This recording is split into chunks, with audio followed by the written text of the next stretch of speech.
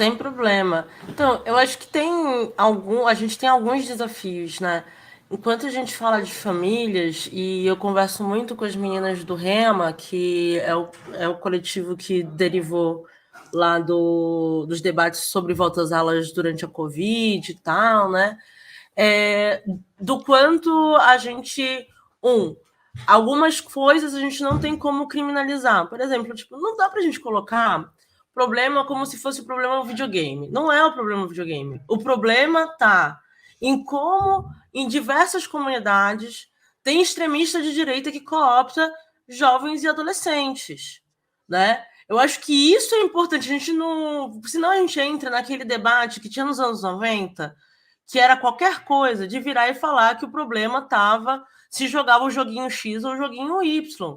Não. Quando a gente fala no nosso relatório de quais são as comunidades mais tóxicas e afins, a gente não está falando isso porque tem que banir utilização de jogos de celular, disso, daquilo outro. Isso faz parte da vida social que a gente tá inserido, né?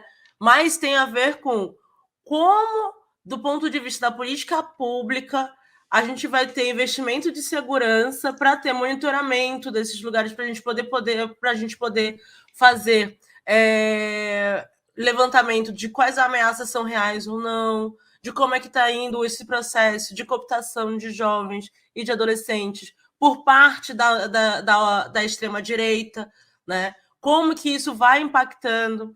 A gente vê, por exemplo, conversando com mães e com pais que têm relação muito próxima com seus filhos, de o quanto, alguns casos, as crianças de 13 anos, por exemplo, acham que tudo bem ficar fazendo piadinha nazista e os pais têm que ir lá e vão lá e conversam. Só que a gente não tem como lidar sozinho, individualmente, seja os professores dentro da escola, as famílias dentro dos seus espaços, sem que isso seja algo de combate entre todos, né?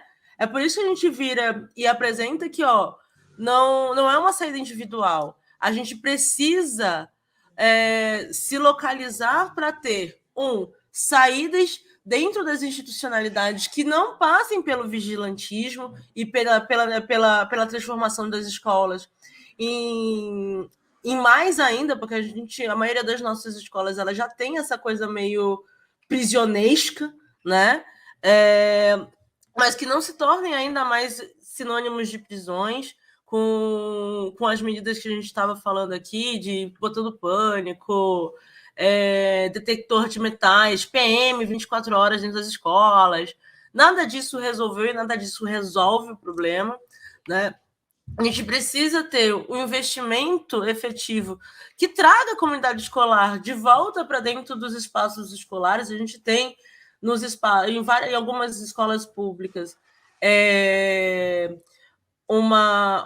experiências muito boas que eu acho que eram importantes os governos e afins replicarem isso, né? Mas a gente precisa de mais investimento de educação e afins, mas a gente precisa entender, que é uma coisa que o professor Viário estava falando, que não adianta a gente ter mais investimento se dentro dos programas de formação continuada dos professores, dentro da própria formação curricular nas universidades, não se debate o impacto que a extrema-direita tem no processo de desorganização das escolas, porque é isso que a gente está vendo, né?